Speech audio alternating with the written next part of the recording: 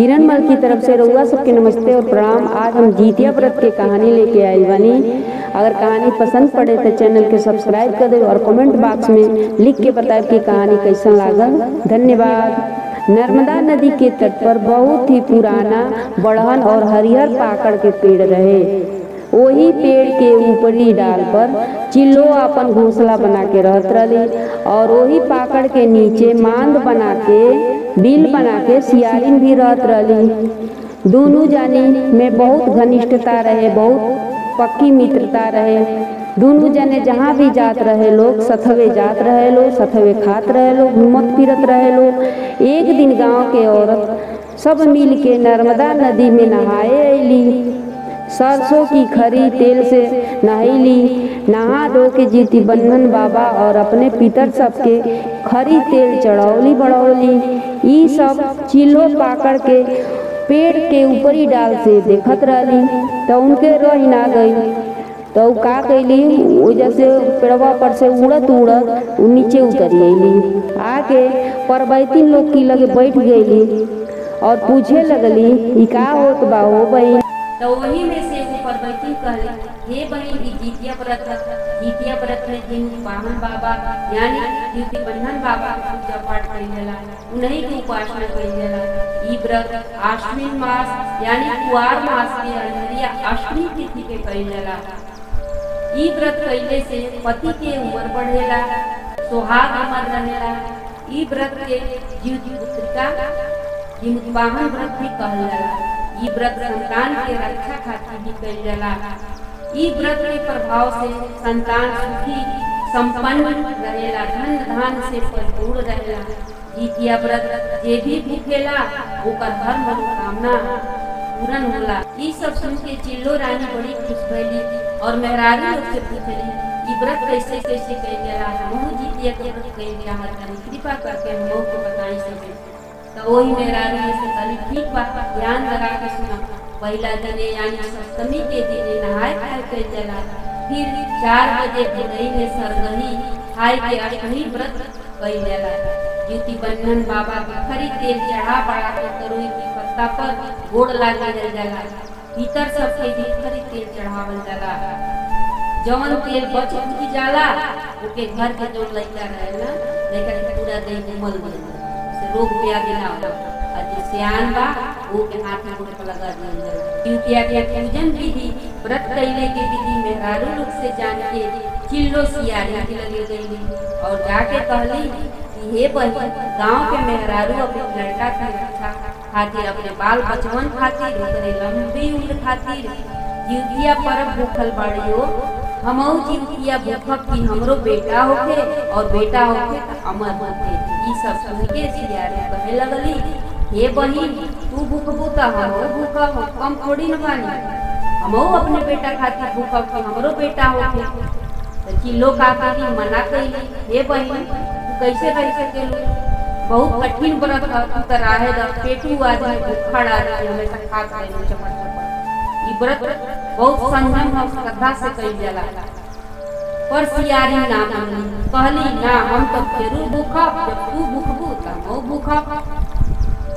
जिद पड़ गई, कहली ना हमहू रहब। हरी साखा दोनों जानी प्रण कर लेली कि अब हमनी के जितिया भूखल जाए। दोनों जानी मिल के पोखरा तीरे आ गई लोग और मेहरारू लोग जहाँ रहे लोग पूजा पाठ करत रही। मेहरारू लोग वही लोग से का लोग खरी तेल मांग लिया लोग और पूजा के जौन जौन सामान रहे, जितिया के पूजन जौन सामग्री रहे सब मांग के ओकरी बाद लोग दोनों मिल सहेली नर्मदा जल में स्नान कर लो और अपने पुरखा पुरनिया जो रहे लोग पितर लोग उन के नाम ले ले, खरी तेल चढ़ावल बढ़ावल लो और निर्जल उपवास कर लो।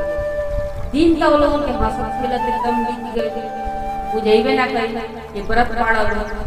चिल्लो अपनी जब रात आवे तो चिल्लो का कइली अपने घोंसला में गेली, अपने खोता में उड़ के चल गेली। के बाद अंधेरा होखे लागल, पंछी जात रहली ऊपर चल गेली। सियारी का कइली जौन मान बनौले रहली पाकड़ के पेड़ के जड़ में वही में जाके घुस गई। कुछ रात बीतले पर सियारी में बड़ी तेज के भूख लगा, उनकी पेट में बड़ा बड़ा चूहा लगना था और एकदम भूख से बेचारी व्याकुल हो गई। परेशान हो गई। मन में सोचा तरी कि काश उन्हें सब मांस मिल जाते तो ये चीज भर पेट गई थी। और उनके अपोजिट जौन बाड़ी चिल्लो रानी जौन बाड़ी बहुत धार्मिक प्रवृत्ति रह गई थी। वो अपनी खोता में आराम से सुतल तो ना रही, लेकिन आराम से बन्नन बाबा के नाम जपत रही, भजन कीर्तन करत रही, माला जपत रही। और उनके मन में बस ये भावना रहे, हे भगवान हमार जौन भी बाल बच्चा होते सब ओके स्वस्थ रखिए, अमर रखिए, हमार सेनु सुहाग सदा बनौले रखिए बाबा, मांग को पूर्ण रखिए बाबा। ये कुछ प्रार्थना करत रही भगवान से, बन्नन बाबा से। और इधर सियारी के तक केवल बस खाए खैले ही पर ध्यान रखा, कब मांस मिले और कब अपन सुधा के तृप्त करी, मांस खा के पेट भारी अपन। वही दिने का रहे, वही दिने वही द्वितीय अष्टमी के दिन संध्या समय वही नगर बनिया रहे, साहूकार रहे, नगर बनिया के बेटा मर गए। ओकर लाश के खातिर नर्मदा नदी के तट पर लेके आए गए। अबे चिता पर लाश के लेटावन आगे दिहल गई, तबे तक जोर से आंधी तूफान आ गई। आनी तूफान अइले से सब नगर के जो लोग रहे बिना लाश के जलौले भाग गए अपने नगर की तरफ, 100 के छोड़ के भाग गए। और ये सब सियारी अपने मान से देखत रहली, मन में छटपटाहट तरहबे गई, कब जाके अपन पेट भरती। लेकिन डर रहे कहीं तरफ चिलोरिया मत देखी, यो डर रहे कहीं चिलोरिया देखी तो कहीं अपन व्रत के भंग कर दिया, बड़ी भूखड़ बा। तो अपन वही मानने में पूछा धीरे से किलो से का हो किलो गई सूत गई का, तो किलो कहली कि ना सुतले बानी ना जगले बानी। फिर सियारी कुछ देर खाली शांत हो गई, अरे दादा ये तो हम खाए ना गई, बस ये तो देख देख जगल आधी रात में तो जगले बा। लेकिन सियारी के तो बहुत जोर जोर भूख लागल। फिर पूछा तरीका हो गई सूत गई कि जागल बाड़ू, फिर चिलो उहे जवाब दिया ना सुतल बानी ना जागल बानी। फिर सियारी कुछ देर हम चुप शांत हो दिए जाए कब हम जाए। फिर कुछ देर के बाद पूछा तरीका हो गई सूत गई कि जागल बाड़ू। ई बार चिल्लो कुछ ना बोले, एकदम कल साथ गई और वही खोता में टुकुर टुकुर चुपचाप देखे लगली। आखिर का कर दिए काहे बार बार पूछा दिया कि ये बन सूत गए कि जागल बाड़ू, ई जरूर कुछ कारनामा करी। वही से बार बार पूछा दिया, एकदम चुपचाप देखा तड़ी। और इधर जब सियारी एकदम जान गई बुला लेली का सूतल बड़े जागल, तो कुछ बोलबे ना कर सियारी मई होशियार लगी, ये सूत गई बेची लोइया तो चली भाई अब खाए। का कैली किलो के सुतल जान के चुपके से अपन गोड़ के दबा के और नर्मदा नदी के तट पे तीरे चल गई। और लसिया पे जरते रहे, कहीं बुझ गए पानी से, कहीं जरत रहे। तो अपन वो अपन सियारी देखली, सियारी मुँह में पानी भर भर के अलिया के लसिया के जहाँ जहाँ जरत रहे तो बुझौली अलिया बिहार। और करीबा से आगे जली लसिया रहे तो नोच नोच के भर पेट खैली मांस के, फिर इच्छा के तृप्त कैली अपन भर पेट खा लेली। और जो जितना और मांस जो बचल रहे तो नोच नोच के ले आके अपने मांद में रख दी, पीली में रहत रही वही में रख दी। और मांसो ले लिया, जब हड्डी उड्डी रहे सब जोड़ के लिया लेली कि भाई कालो के खाए पारण और लिया के धर ले ली। और फिर आके हड्डिया के अगली चरण से दबाए ऊपर से सब किलो देखते ही बड़ी सियरिया के केला पूछली का हो सियारी गई का बाजता हो। तो सियारी थोड़ा सजग हो गई, होशियार हो गई। कहली कि ये भला से शरीरिया में हमरा कमजोरी आ गई बा, तो शरीरिया की हड्डिया कर फेरा तनी करवट बदल तनी बोला चरण कर हुए बोला। तो किलो कहली हे बहन पूछ समझ के रही ई बेटा के व्रत है, बेटा खातिर व्रत कइल जाला। सियारी किलो के बाद सुन के कुछ देर खातिर शांत हो, फिर हाड़ पे लागला चबाए। फिर किलो पूछे तो फिर उहे जवाब मिले। इधर चिल्लो मन में कहत है कि हम मना कैले रहली पगली के जीतिया के व्रत मत रही ना पैबू पेटू आ गई, लेकिन मनली ना।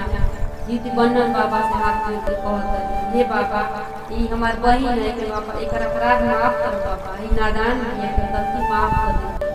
ऐसा ही भोर गई सियारी नीचे से कहत रे चिलो बहने चिलो चलो पारन करिए ली रही चिलो कर।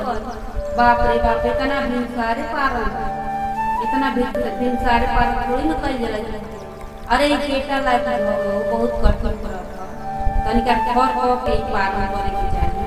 यही से सीख यही खातिर से खर जीतिया कहल जाला। तुरंते नर्मदा जी में जाकर स्नान कैली और मांस में राखल जो बसिया मांस रहे वही से पारण कर ली। इधर चिल्लो रानी सब गांव के मेहरारू लोग के साथे स्नान कैली, जीती बन्धन बाबा के चरण के पूजा कैली और पूरी उड़द के साथ पारण कैली और अपन जीतिया के व्रत पूरा कैली। एक दिन ऐसा समय आई कि दोनों के दिन बीमार पड़े। चिल्लो सियारी के पैसा से लोगों की तबीयत खराब हुई, मुंगला के समय आ गया। तो का के लिए चिल्लो जो रही तबीयत खराब रहे और इधर मान में सियारी के दोनों जानी अपने अपने घर से निकल। ऊपर से आओ तरी नर्मदा के तीरे चिल्लो सियारी अपने मान में से निकल के नर्मदा के तीरे आ गया। और उसके बाद चिल्लो हाथ जोड़ के कहे लगली नर्मदा मैया जी से, हे नर्मदा मैया, हे हरियर पाकड़ कांच, अगर हम पुण्य कैले हो भक्त हमके राजा के घरे जन्म दीह और मंत्री से ही हमारा ब्याह होके ये आशीर्वाद दीह। परिवार से सियारी की कहे लगली, हे नर्मदा मैया, हे हरियर पाकड़ कांच, अगर हम पुण्य कैले हो भक्त हमके राजा घरे जन्म दीह और राजा से ही हमारा ब्याह होके ये आशीर्वाद दीह। और इतना करके दोनों जनी मर गई। दुनहु जाई के दोनों के दूर जो रहलो जब मुगला के बाद लोग के पुनर्जन्म हुए। तो जाई के एगो राजा के घरे दोनों जानी जन्म लियल। बड़की बेटी सियारी रह, सियारी के नाम राजा करतुरा रख दिया। छोटकी बेटी जो चिल्लो रहली उनका नाम शिलावती रखा गया। दुनहु संगे संगे खेलत कूदत बड़ हो गई, जवान हो गई। दोनों जानी बड़की बेटी करतुरा के स्वभाव कुछ अच्छा ना रहे, बिगड़ल स्वभाव में रहली, हमेशा झूठ परपंच सबसे लड़ाई झगड़ा करत रहली। ओकरे विपरीत ओकरे उलट छोटकी बेटी जो शिलावती रहली बहुत धार्मिक प्रवृत्ति रहली, पूजा पाठ में हमेशा लीन रहे वाली, जेठ बढ़ के आदर सत्कार करे वाली, घर के काम में दक्ष रहली और बहुत संस्कारी और निमन लड़की रहली। राजा अपनी बड़ी बेटी जो करतुरा रहली उनकर बियाह एगो राजा के बड़ लड़का से कर दिया, राजकुमार बनल उन्हीं से करतुरा के शादी हुई। और छोटकी बेटी जो शिलावती रहली उनकर बियाह वही राजा के मंत्री से कर दिया। बड़ी बेटी करतुरा रानी बड़ी ही ठाट बाट से रहे लगली। कुछ समय बीतला पर करतुरा के एगो बेटा भइल।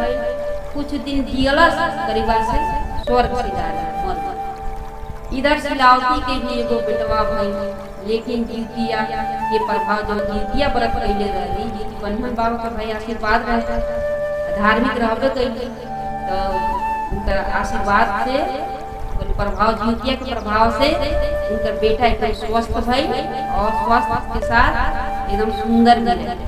ऐसे करत करत करतुरा के 6 बेटा बने, लेकिन 6 के 6 परलोक सिधार देना था। 6 के 6 उनका बेटा मर गई और शिलावती के जो 6 बेटा भइल था सब जीवित रहा था और स्वस्थ भइल था और अमर। और 6 बेटा जब बड़ा हो गए लोग, बड़ा 18-20 साल का हो गए, 15 साल का हो गए लोग, तो वही राजा के महल में जाकर काम करे लगा। अपने मौसा जी के महल में काम करे लगा।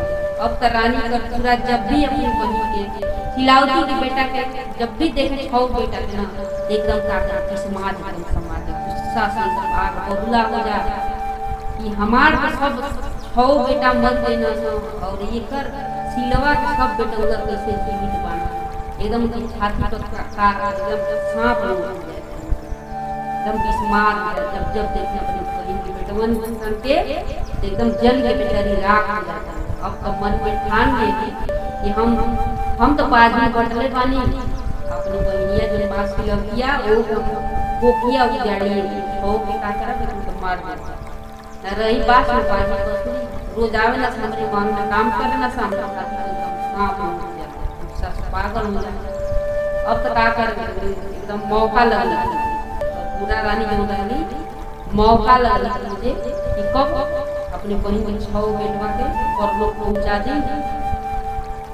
ये सब दिन रात सोचे। एक दिन ऐसा आई मटवा डलली और राजा आके पूछना कि का हो रानी काहे तुम्हार मन उदास था काहे काहे खाना वाना नहीं खा एकदम हिरनी जैसी एकदम महल में उछल कूद करेलू और आज काहे कुछ ना बोलते बाड़ू ना कोनो साज गाना श्रृंगार बा अठा फठा लोगरी पहले बाड़ू बात का बताइबू जे बताइबू तब न जाना का बात में रानी काहे रुसी आई बाड़ू। तब रानी कहली ठीक बा राजा रोज पूछत है तब बताइए दे। तो रानी पूरा कहली हमार मन ये करता कि हम इंसान की कलेजा पर चढ़ के स्नान करती का हमारी इच्छा रंगाई पूरा करब और ना ही करब तो हम ना खाए ना पियब ना साजो श्रृंगार करब अपन प्राण दे दे जान दे दे। अब लगली धमकी देखावे आप और कलेजा दूसरे इंसान के ना चाहिए दूसरे इंसान के कलेजो ना चाहिए बताओ तन के कर चाहिए कलेजा चाहिए हमारी बहन के 6 बेटवन के मुआ के कलेजा निकलवा के ले या मोई पर स्नान कर। ई सुन के राजा के मन कर सटे राजा ने कांप गया मन में सोचत नहीं कौने राक्षसी कौने डायन मर गया एक राजा के देखल तनी एगो डायनियो रहे तो साथ घर छोड़ के तो ना पड़े ई तो अपने बहन के बेटवे के खाई चाहते। राजा कहे लगले हे रानी ना जाने कौने जन्म के पाप की वजह से हमने के 6 बेटा मर गए और तू बाड़ू की और पाप कोई चाहता रू हमसे करवावल चाहता रू।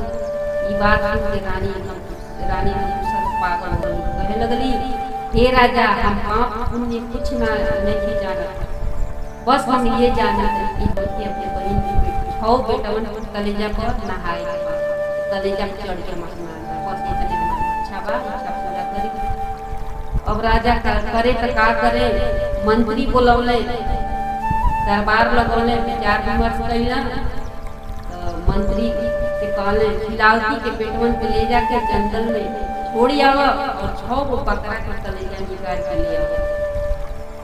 मंत्री वैसे ही कैले खिलावती के 6 बेटवन के जंगल में छोड़ी अइले और 6 गो बकरा के कलेजा राजा के दिले राजा रानी के ले जाकर दे दी।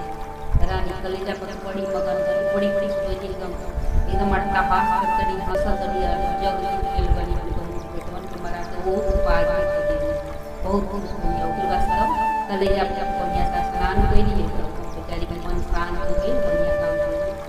इधर शिलावती अपने 6 बेटा से कहते बाबू लोग ऐसे घर में रहो लोग का कैसे काम चले घर का खर्चा कैसे चले 6 घर में बहुरिया बड़ी का कइले देखा तानी की कई दिन से राजा के महल में तो हम लोग काम करने के जाते काहे का बात है बबुआ लोग 6 बेटा कहे लगले मौसा हमने के काम से निकाल देले बाड़ा यही से नहीं किया जाता। खिलावती कहली फिर कोशिश कर लो मौसा फिर काम दे दी है कुछ गलती हो गई का मौसा निकाल दे बेटा ना अम्मा कुछ गलती ना भइल तो कुछ कारण हुई इसे मौसा निकाल दे। शिलावती के 6 बेटा फिर से महल में जाके काम करे लगल रानी का पूरा देखली तो देखते एकदम बेचारी समाधि गई ये दादा एक एकदम मरवा दे रही कलेजा पास स्नानो कइले एक कैसन चमत्कार हो गया मन में सोचे तरी राजा मन से बहुत बड़ा दगा करे बानी बहुत बड़ा हमरा से झूठ बोलले बानी हमार बहन के लइकवा दे ई 6 गो के 6 जीवित बना राजा कहले कि नहीं मरवा दे मन कलेजा वो तो जानवर शायद अपन दिमाग लगावत है जानवर को कलेजा पकड़ा रहल अब तो रानी फिर खटवा गाड़ दियली कोको भवन में फिर राजा शिकार खेल के चेरिया सब रानी कहाँ बाड़ी चेरिया कहल कोको भवन में बाड़ी खाना वाना कुछ नहीं खा गईले वो भवन में रानी की लगे कपाट का रानी तबियत तो ठीक पाना का बात है काहे पे भवन में काहे उदास पड़ कौनो साजो श्रृंगार नहीं खाना वाना नहीं कैसन मुंह भई रानी कली राजा सब सब सब जानते हैं काहे अनभिज्ञ बनते हैं सब कुछ जानते हुए हमसे काहे पूछते हैं अब तक जबले हमारे बहन के छो बेटन के कटल सिर ना देख ले हम यहाँ से जिलक तक राजा केतनो मनावे केतनो समझावे रानी की जीत छोड़ दे पाप हो बहुत बड़ा पाप महापाप अब एक ही जन्म में तू बाजू बाड़ू अगला जन्म में ना जान का कुछ सोचा सोचा मन से सोचा दिन से सोचा रानी कही बस अब हम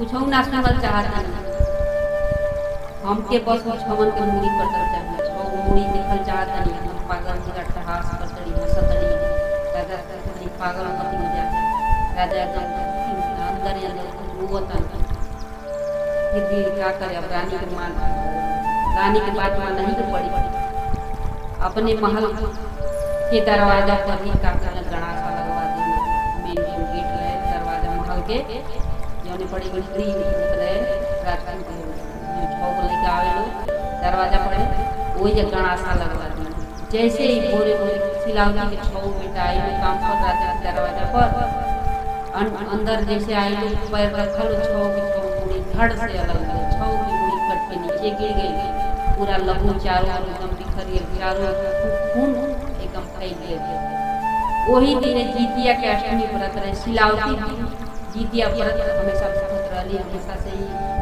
पूर्व जन्म में भी भूखली एहू जन्म प्रेजेंट में भी भूखत रही राजा छो की मुड़ी उठाई के रानी के हाथ में ले आई के रख लेना रानी देख के एकदम बहुत खुश हो गई छो मुड़ी के काटली चेरिए से कपड़ा ले आके ललका कपड़ा ले आके तनी छो गो चेरिए से चपोली ले झांपी हो छो और वही में का कही छो मुड़िया लपेट दी अलग अलग छो कपड़वा रहे छो मुड़ी लाल कपड़ा में लपेट दी पान बांध के परिवार से का कही काली नागिन के पतला पतला बच्चा मुड़ी ताकि जैसे वो सिलावती अपन बोले जाते बोलिया तो लगा काट वो मन पूरा खानदान साफ हो गई हम नासा दुआई दे और सिलौती जो पसंद किया वो मत जैसे खोले जाए नाक में एक पता काला काला बन की धागा तो धागा वही के बांध दी काली नाड़ा बना के बांध दी और दासी से हाथ में देख ली छो गो दासी को बुलौली छो गो दासी आई छो की हाथ में दे ली छो गो चपोली ले जाता हमारा बहन खिलावती के दिए ले आओ कह दिया कि हमारी तरफ से ही जीतिया के उपहार राजा का कहना सिलावती की बेटा के छो धड़ के जंगल में कटवा दिया इधर दासी छो झांपी लेके सिलावती की घरे आ गई कहली हमार रानी उपहार पे चले गाड़ी जीतिया के सिलावती कहली तू देवपुरी बाना वही देवपुरिया की सामानमा रख दो मंदिर है मंदिर के सामने छो धोली रख दो दासी का कह लो छो झांपी हो जा मंदिर देवपुरी रहे वही सामने रख के चली गई जब महल में गए लो कर्पूरा रानी पूछली दसियन से कि सिलावती के का दशा था जानना चाहते हैं का बाबू किया दासी कहली अब एगो झांपी खोल के देखले नहीं की उनकी मंदिर के सामने निकल रख के आई इधर जंगल में जो धड़ फटकवावल दिल रहे राजा धड़ फटकवा दिला छो सिलावती की छो बेटा के तो ज्योति बन्नन बाबा साधु के भेष बना के छो धड़ के पास आए और माटी के मुंडी बना दी मुड़िया कट गई है मुड़ी बना दी धड़वा रहे के छो जन के और मटिया की मुड़िया बना के सब बना वाला दिया ना धड़वा से जोड़ दी और अपन कानी अंगलियां काट के और खून छीट दी जब खून छीट दिया ना तो छो उनका लड़का रहे सिलावती के जिंदा कर दिया और उठ के बैठ गई हाथ जोड़ के पूछने लगल हे साधु बाबा हमने के जंगलवा में कैसे आई है साधु बाबा कहले साधु भेष में ज्योति बन्नन बाबा जी होले कहले सब कहानी कह के बता दे मौसी कर साथ का कइले कहले बेटा हम जिमुत बाहन है, जीवन के रक्षा करे वाला है, तुहार माई तुहन लोगन खातिर जितिया के व्रत भूखल बाड़ी, घरे तुहार राह देखते रही, तुम लोग राह तक रही कब हम बबुआ आई, जल्दी जा लो घरे, बहुत लेट होता, बहुत देर होता। छो बेटा के घोड़ा देले, सुंदर कपड़ा देले, पहिन के छो बेटा घोड़ा पर सवार होके आ गई दरवाजा पे। अम्मा पूछत रही ये बबुआ लोग काहे इतना देर भइल कहे लागल लोग अम्मा मौसा शिकार के ले खाती हमने के बहुत दूरे जंगल में भेज के ले अपनहु गेला त हमने के बहुत दूर जंगल में शिकार के ले गेल ना, यही से दे दे अब तो आ गए ना।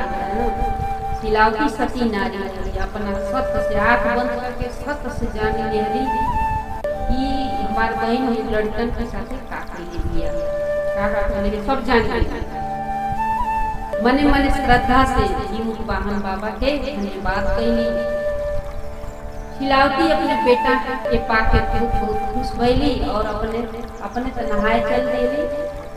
जीती बंधन बाबा के प्रसादी चढ़ौली बढ़ौली नहले के बाद उड़न अग्नि से पार हो गई। जीती बंधन बाबा का उड़ लाकर कहते हे बाबा आप तो सूर्य पुत्र हैं, जैसे आप के पिता गगन में चमके मोरो छो लालो से हमारे आत्मा चमकत रहे, हमारे सेनु सुहाग अमर है बाबा, आप सबके रक्षा करे वाला है, सबका भलाई करे वाला है बाबा, मुर्दा में भी आप प्राण डाल देंगे। यही से ये पावन जितिया पर्व के का व्रत भी कहल जाला।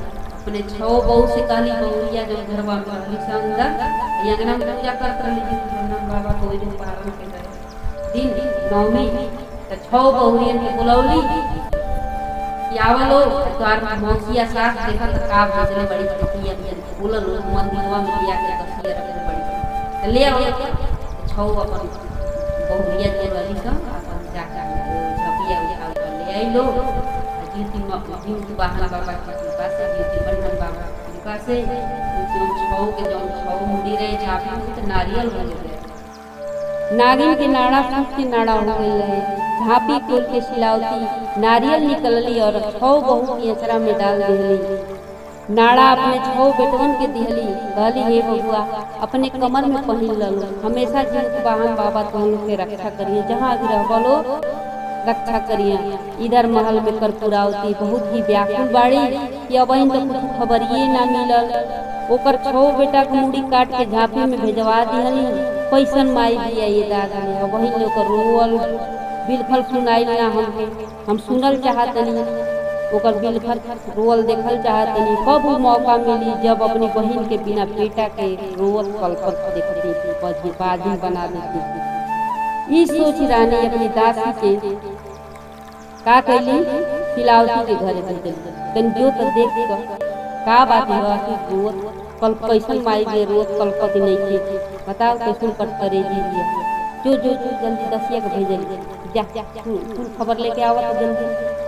दसिया गई जाके फूल खबर लेके आई तो पूरा देखलक दसिया जाके छो पतोई बड़ी से छो बेटो बना हंसी खुशी से पूरा परिवार आके कहल रानी से एकर पूरा रानी उनका छो पुत्र तो जिंदा बाना, अपने सुखी संसार में बहुत खुश बने अपने बहुरियन के साथ। ये सब सुन के रानी के अपना कैला के आभास हो गई कि हम बहुत बड़ा गलत बानी, बहुत गलत कैले बानी, बहुत पापी बानी, अपनी बहन के साथ बहुत गलत कैनी, ओकरा से हम मिलल चाहतनी।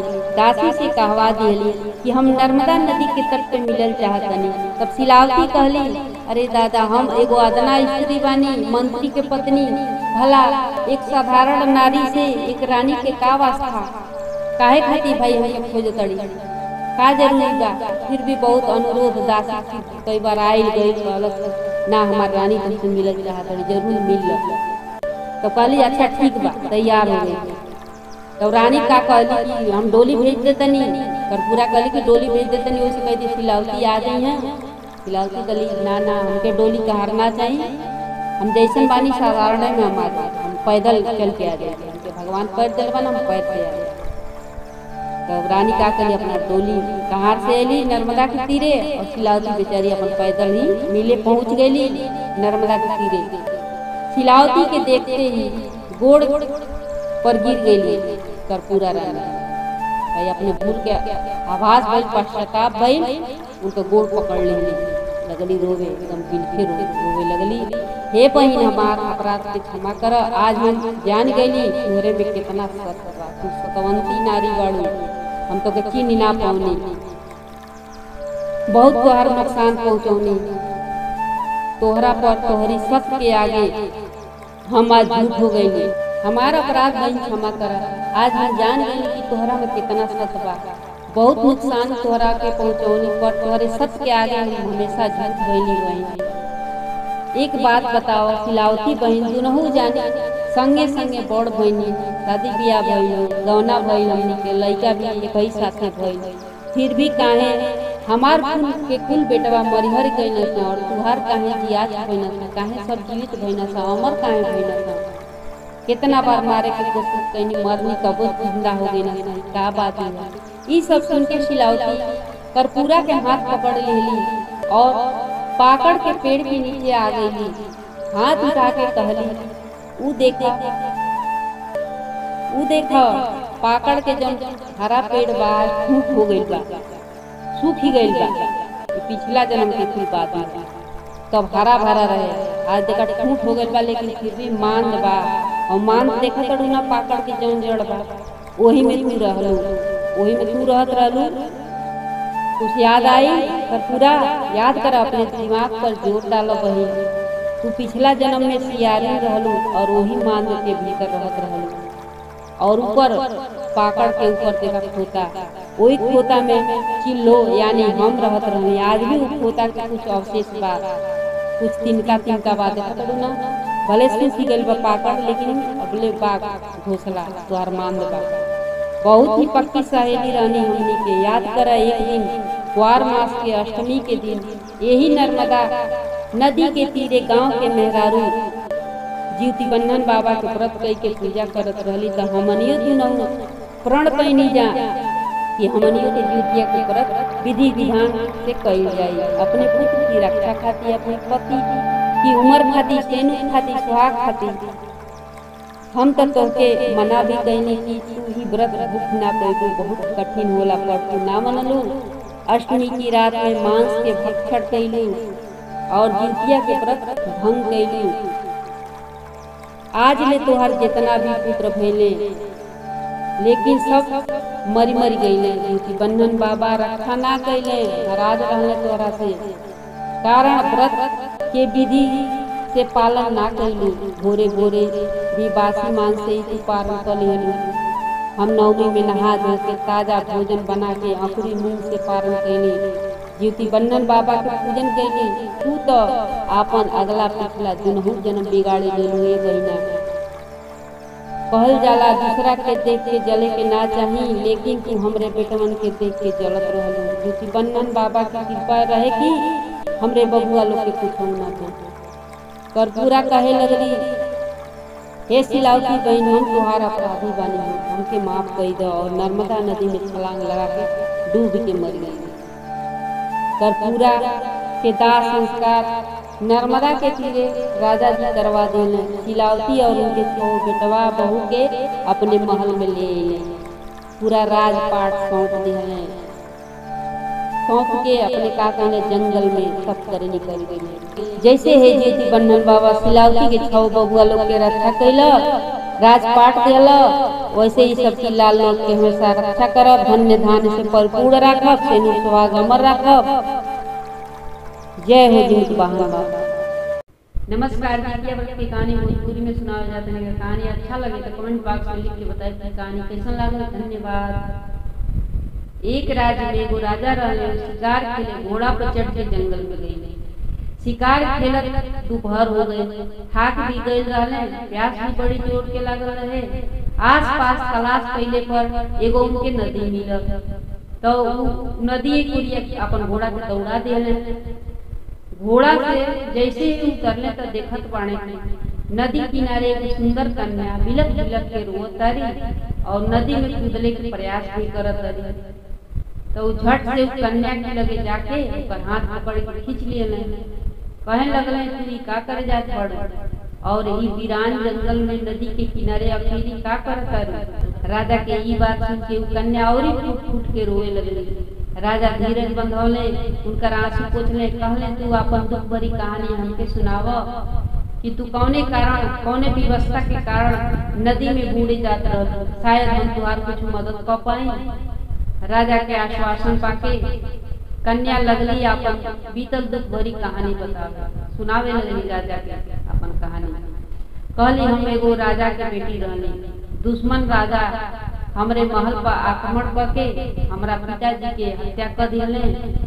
उस समय हम महल में ना रहनी, यही से हम बाच गईली। दुश्मन राजा के सैनिक आज भी हमके तलाश करत हवन। हम अब एकरा लागी जी ही हमार के सब कुछ लूट गए, माता पिता के हत्या हो गई, सब राजपाट छीन गए, तो हम जी के का करी। राजा कहले अगर तोहरा कोनो ऐतराज नहीं थे तो हम तोहरा से अबैने बियाह करे चाहते। कन्या के रजामंदी पाके राजा तुरंत मंदिर में जाके शादी कर लिया। कन्या और राजा के रानी बन गई।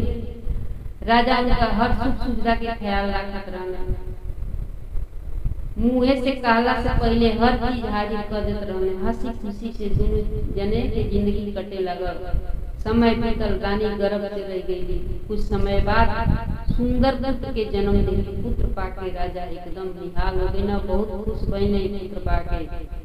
अब तो रानी के पहले से भी ज्यादा दुलार करे लगले, केयर करे लगले, देखभाल करे लगले। ऐसे देखत देखत रानी के लड़किया 8 महीना के हो गई।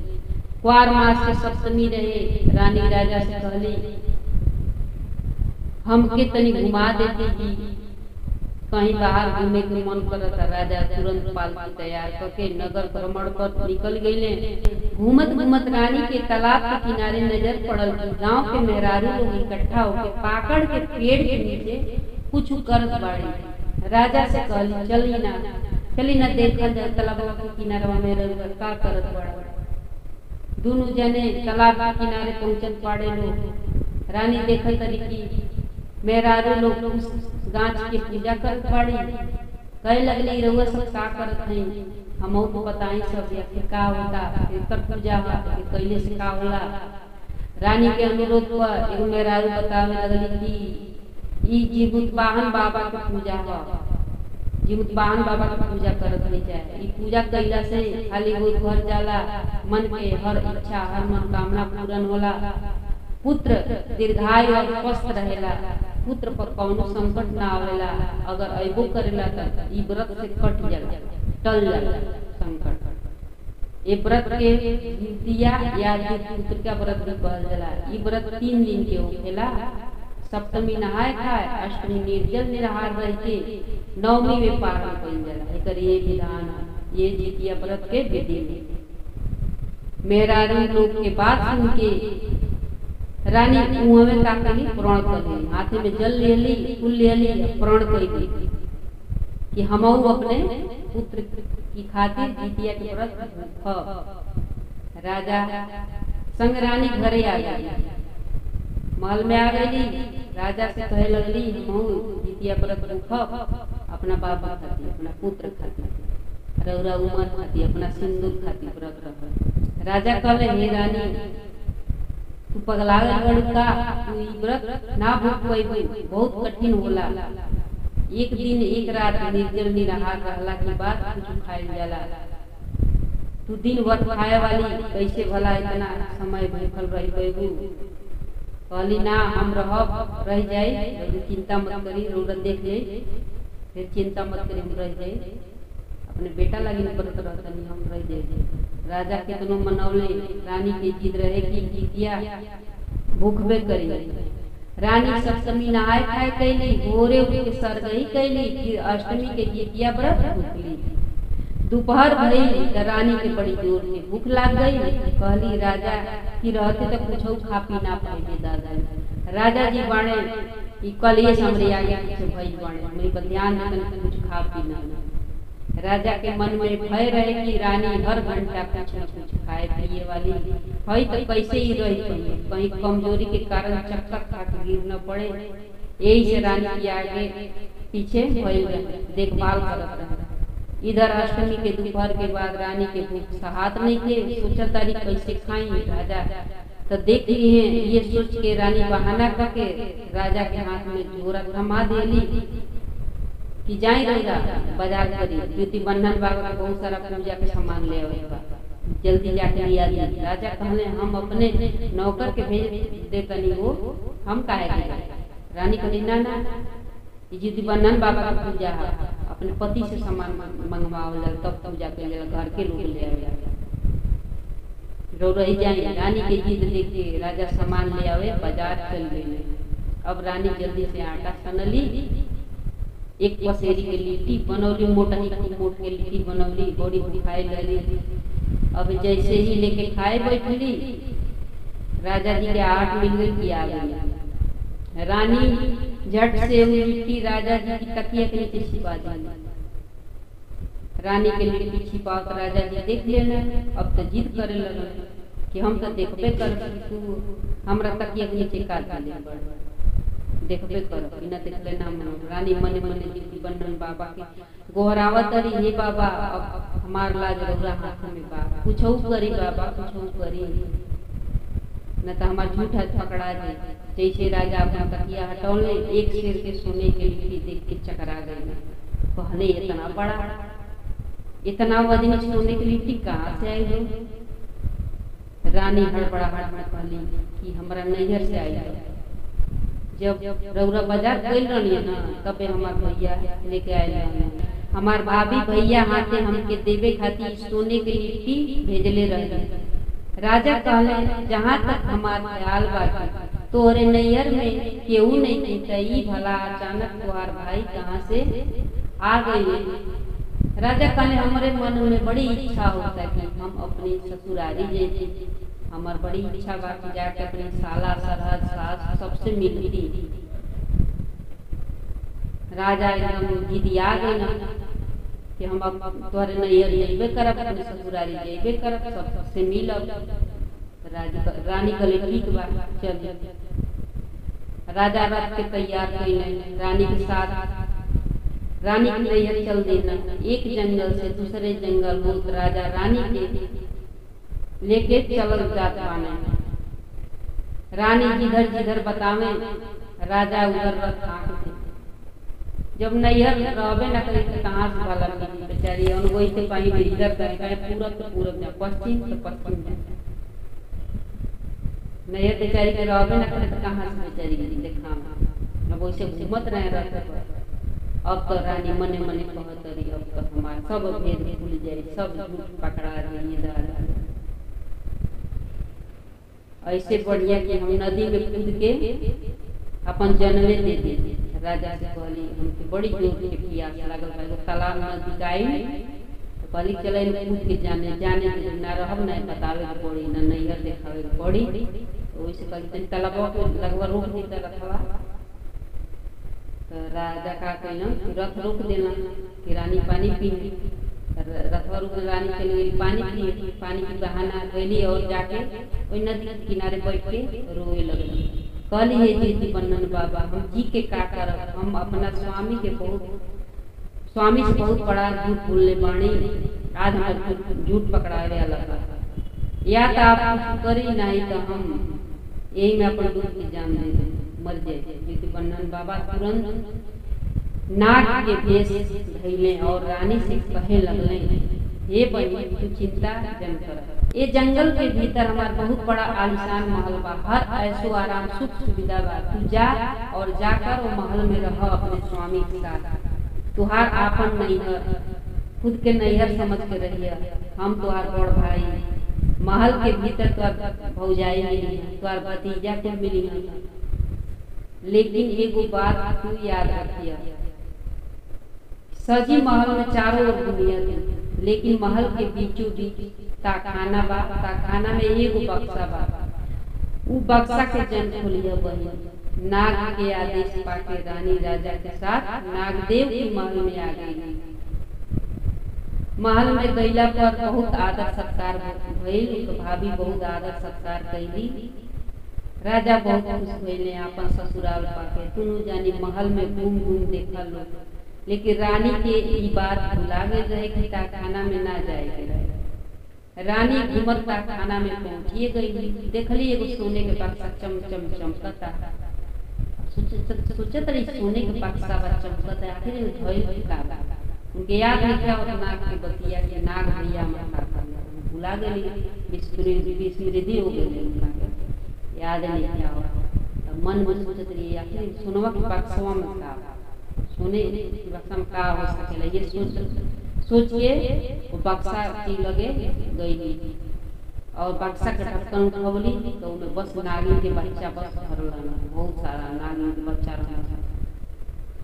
बेचारी देख के डरा गई, तो बहुत सारे गम भरल रहे बक्सवा ना नाग की बच्चा से, तब हिंदा कर रहना तो इधर उधर भागे लगना।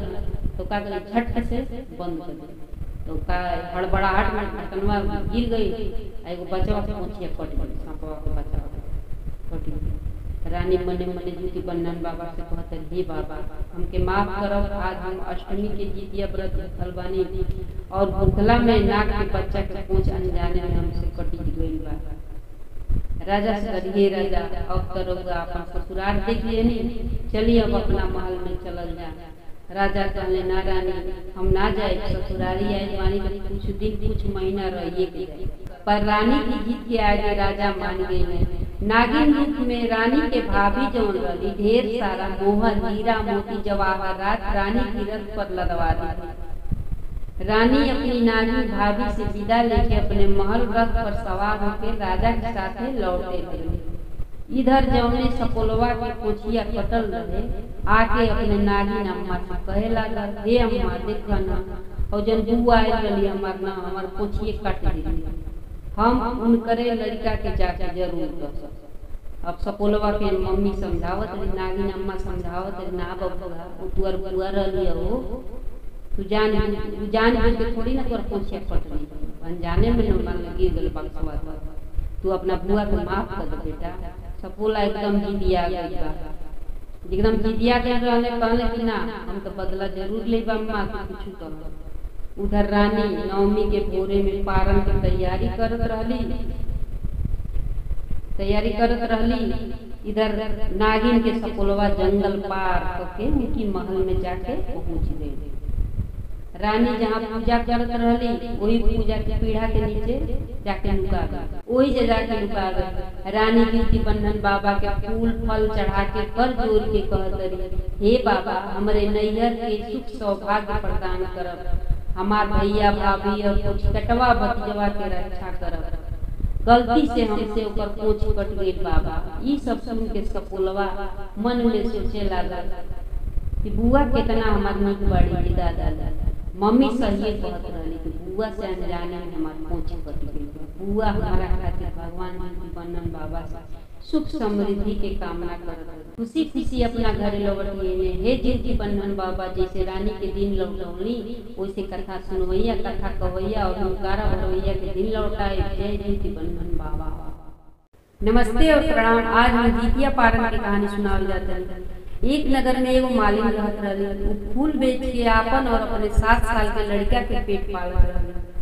जिउतिया पर्व आयल त मालिन जिउतिया के अष्टमी व्रत भूखली, दिन भर निर्जल निराहार रहला के बाद मन में सोचत रही कि काहे ना काल पारण खातिर अजुए पुआ पकवान खाना बना के रख ली, ताकि भोरई उठ के नहा धो के ज्योति बन्नन बाबा की पूजा करके परना बासी भोजन से क के फूल बेचे चल जाए। नहीं तो भोरे उठ के भोजन बनाए तो फूल देवले में देरी हो जाए। ये सोच के मालिन अष्टमी भूखला में संध्या बेरा के सब पारण के भोजन बना के धर दे। जितिया व्रत में कबहू भी बासी भोजन से पारण न करे के चाहिए, हमेशा स्वच्छ ताजा भोजन और गर्म भोजन से जितिया के पारण करे के चाहिए।